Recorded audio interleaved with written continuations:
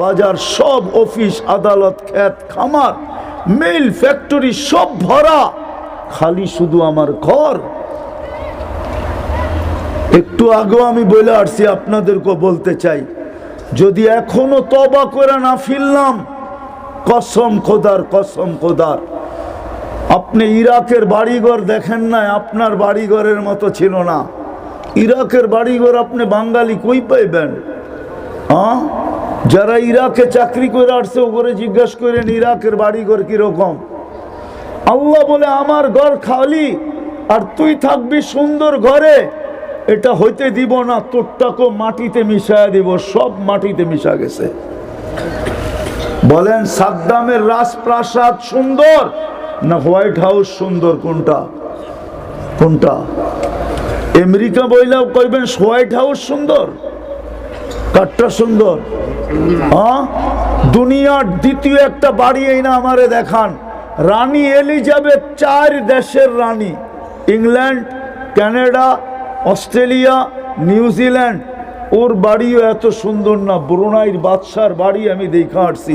আমি আপনাদের স্বাধীনতা দেখি নাই, কেন আমি ছিলাম না, কোত্থেকে দেখবো? আমি জুলাইয়ের 18 তারিখে গেছি ইংল্যান্ড। যেই দিন স্বাধীন হইতেছিল ওই দিন আমি আকাশে ছিলাম। আকাশে, আকাশে বোঝেন? আমার ফ্লাইট ছিল সে রাত্রে ইংল্যান্ড থেকে কানাডায়। আমি যখন কানাডায় নামছি তখন আপনাদের এখানে স্বাধীন হয়ে রাত্র হয়ে গেছে। নামার পরে আমি খবর পাইছি যে বাংলাদেশ স্বাধীন হয়ে গেছে। 5ই আগস্টে তো আমি সকালবেলা ল্যান্ড করছি কানাডায়। আমি তো বাংলাদেশে আসছি 18ই আগস্ট সকালবেলা। 2 দিন ছিলাম, চলে গেছি কোরিয়া, আসছি সেপ্টেম্বরের 27 তারিখে। আমি তো স্বাধীনতা দেখি না, এই দুঃখ আমার এখানে আছে।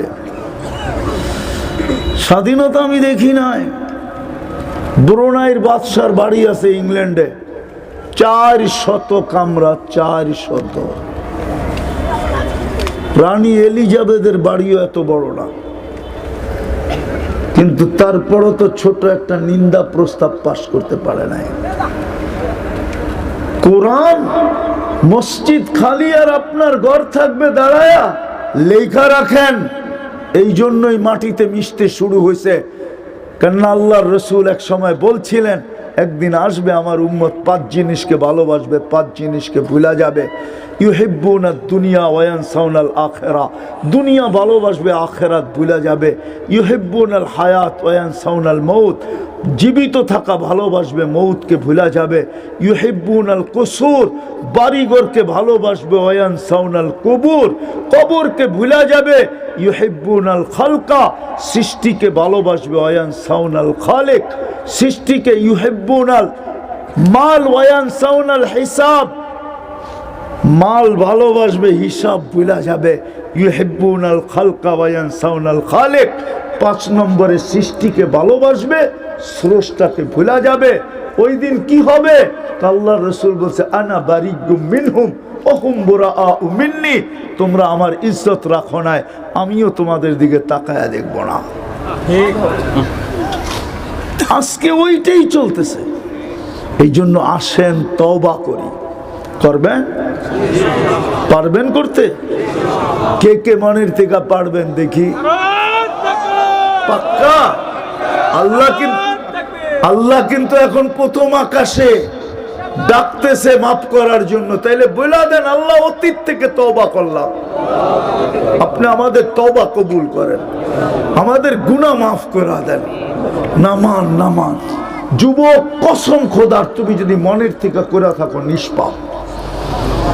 আর 2টা কথা বলবো। তওবা যখন করলেন, বুদ্ধিমান ওই ব্যক্তি যে আগাম জামিন নিয়ে নেয়। আগাম বোঝেন? ও বুদ্ধিমান।